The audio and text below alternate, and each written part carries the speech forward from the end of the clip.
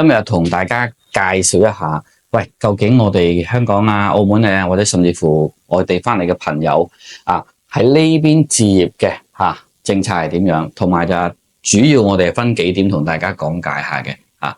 咁第一啦，就係話到底可以買幾多套樓，係咪？第二就係我哋要交嘅稅費或者雜費有啲乜嘢啊？第三同埋一個首期啊、利率啊、計算方式嘅購買流程。最後咧，亦都會深入介紹一下咧，就係話，匯錢呢一方面點樣處理啊？呢幾樣嘢，主要我哋大部分朋友會問我哋嘅。咁我哋睇下第一樣啦。第一樣嘢嘅時候咧，我哋基本上咧，我哋喺中山、珠海，究竟可以買幾多套樓？其實咧，冇一個特定嘅數據嘅，因為而家基本上都可以放寬咗個限制，同埋願意跟翻政府嗰個稅制要求咧，你買幾多間屋都冇問題嘅。咁只不過就係如果你要借錢做按揭嘅話，只要你第一套、第二套都可以借到嘅，但係去到第三套咧，就應該借唔到錢噶啦，咁所以呢個係睇翻你自己嘅本身嘅要求去買樓嘅。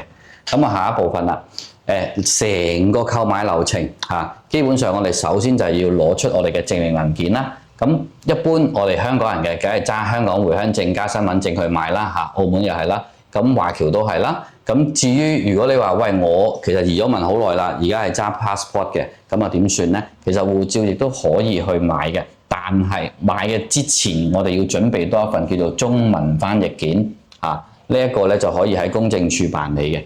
咁最主要因為你揸 passport， 咁全部都係英文啊嘛，咁本地嘅政府機關咧係未必識別到嘅，咁所以佢要提前做一份翻譯件跟住再交去政府機關嗰度去登記。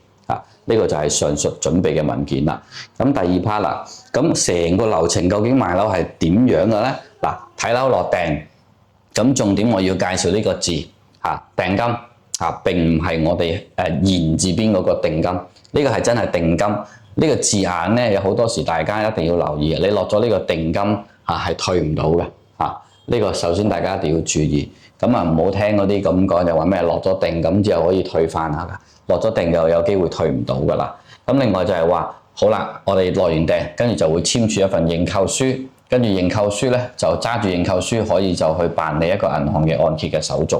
好啦，咁開戶口嘅意思咧就係話你因為要申請銀行按揭啊嘛，銀行就會要求你開個戶口我嚟供樓用嘅，甚至乎匯啲錢入去交首期嘅。咁所以我哋會牽涉到一個境外匯款嘅程序啦。境外匯款嘅程序同埋辦理一個結匯咧，我哋稍後再同大家講解詳細啲介紹翻呢樣嘢。咁至於搞掂晒呢幾樣嘢之後咧，就會俾嗰個房款啦，房款就係嗰個首期。咁如果你牽涉係按揭嘅，咁就係你俾完首期，銀行就轉尾數，申請批核咗就轉尾數。如果你係 full payment嘅，咁你就直接就係自己交晒成筆錢啦。跟住做晒呢嚿之後咧，先至可以做個網簽。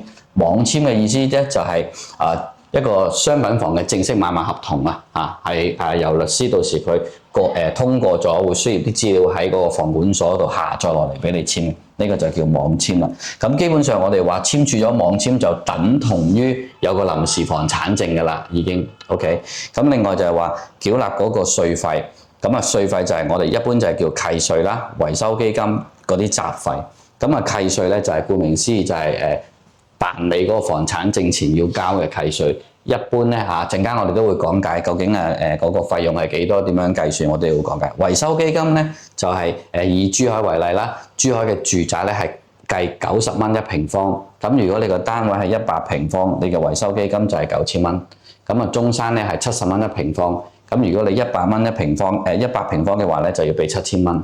咁呢筆維修基金咧就係日後其實就好似一個鋪咁樣，日後萬一成個屋苑要大維修嘅時候唔夠錢啦，就喺嗰度抽出嚟。咁但係物業公司會先通知所有業主先用呢一筆錢嘅。咁如果佢唔需要維修嘅情況底下，你亦都可以將呢筆維修基金賣俾下手嘅同時轉埋俾佢。OK， 跟住另外啦，到最後邊就係等佢通知你收樓，辦晒所有手續，收樓同埋驗樓啦。跟住咧就到房產證辦理好，就去翻你嗰個樓盤嘅銷售中心，就或者就係管理處，咁佢就會通知你攞房產證。甚至乎如果你係經銀行做按揭嘅，銀行做完抵押之後，就要銀行會通知你攞翻嗰個房產證，即係睇翻你中間係 full payment 啦，定做 mortgage 啦。咁我哋下一 part 啦。咁講翻頭先我哋講啦，咁嗰個契稅又點樣去計算咧？嗱，其實咧契稅咧而家係有優惠噶，同以前就唔同晒噶啦。我哋而家好簡單，家庭第一套首套房，只要你個面積係140平方以下，等於140平方以下，就只需要交1%，係你嗰個合同價。大家記住係合同啊，網簽合同嗰個價錢啊，咁唔係嗰啲即係有啲分口啲古古怪怪嘢嘅。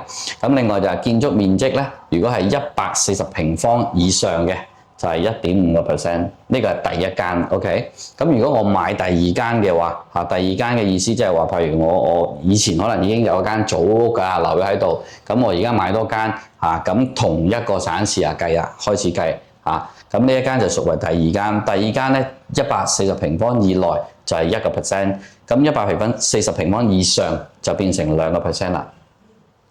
咁最後啦，第三套以上就統一㗎啦，就全部係3%。咁最後啦，頭先嗰個維修基金我都講過㗎啦。咁即係中山啦就70蚊，珠海咧就90蚊。OK。咁另外啦，除咗維修基金同契稅啦，仲有啲咩雜費大家要注意嘅咧？呢個物業費啦，物業費一般咧你收樓嘅時候要預付嘅，預付3個月嘅。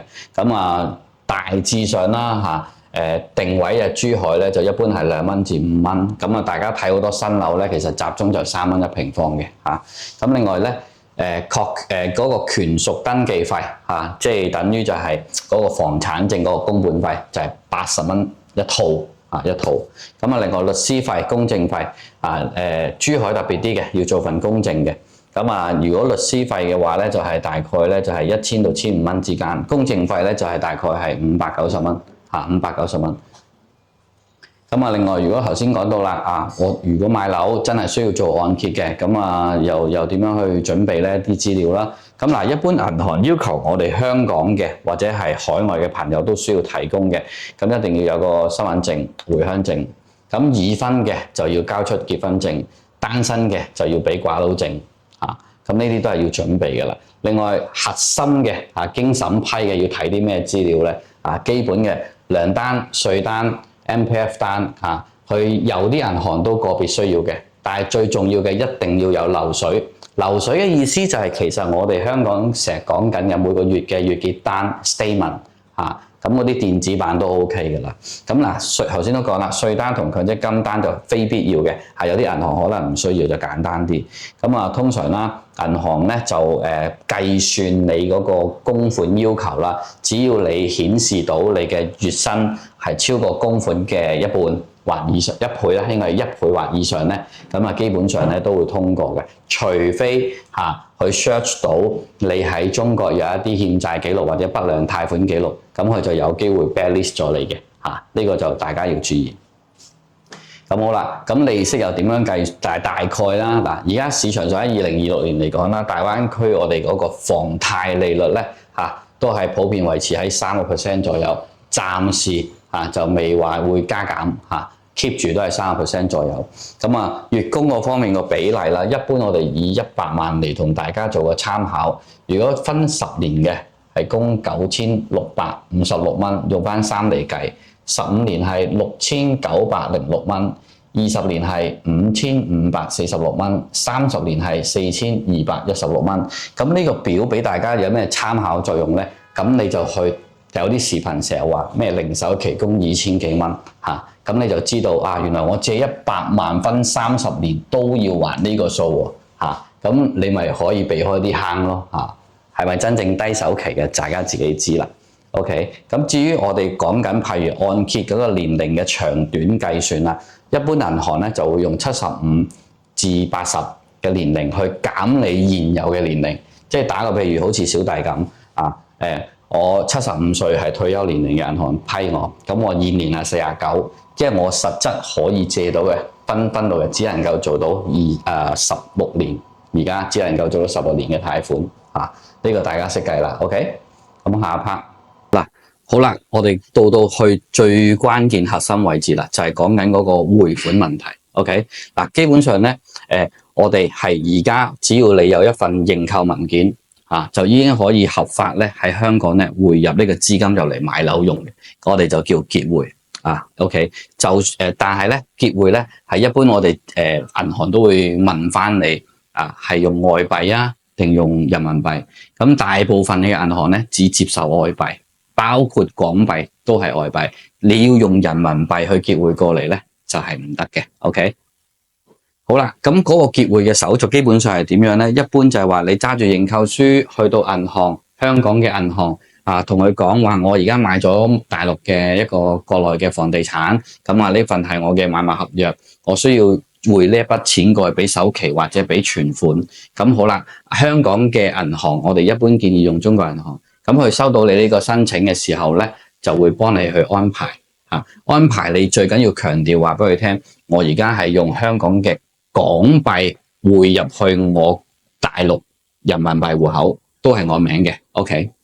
咁呢個到佢匯到嘅過嚟大陸你個人民幣戶口嘅時候，我哋再帶你去你大陸人民幣戶口嗰個中國銀行 OK， 將你嗰筆港幣做一個結匯，就將佢變成人民幣，變咗人民幣之後再將佢交入去發展商嘅監管賬號入邊買樓用嘅呢個細節大家要明白 OK。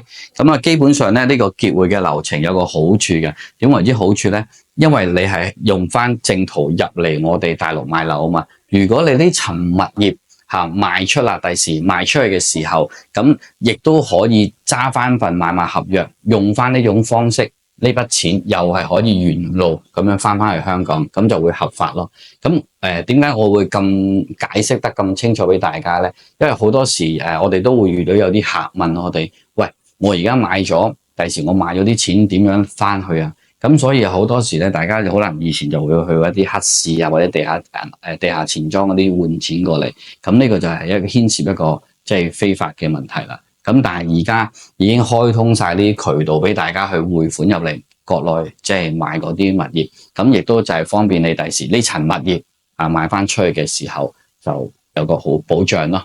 賣翻出去嘅時候，你嘅資金翻香港就有個保障啦。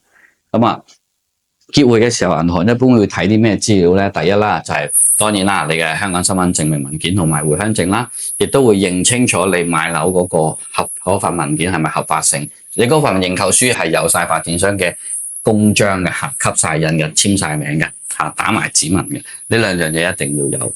因為點解咧？呢個佢只係合法地俾你買樓用呢筆錢入嚟大陸。如果上述嘅文件係有偽嘅或者係有出錯嘅，佢係原路退翻過嚟香港呢邊，係結匯唔成功嘅會呢個大家一定要注意。即係打一個譬如，如果我用呢個身份證，我買嘅樓盤係 A， 但係咧我突然之間心血來潮，我唔想買 A 盤，我可能轉過去買 B 盤得唔得咧？你呢筆錢咧佢係唔 OK 嘅，係只會原路彈翻過去嘅，退翻過去嘅。最後啦。希望咧今次咧我哋嘅講解可以令到大家更加清楚，更加對於大陸置業嗰種方便流暢度嘅信心。有咩需要咧？呢份文件我整理好噶啦，真係想詳細了解需要呢份文件嘅 PM 我哋我隨時發俾你。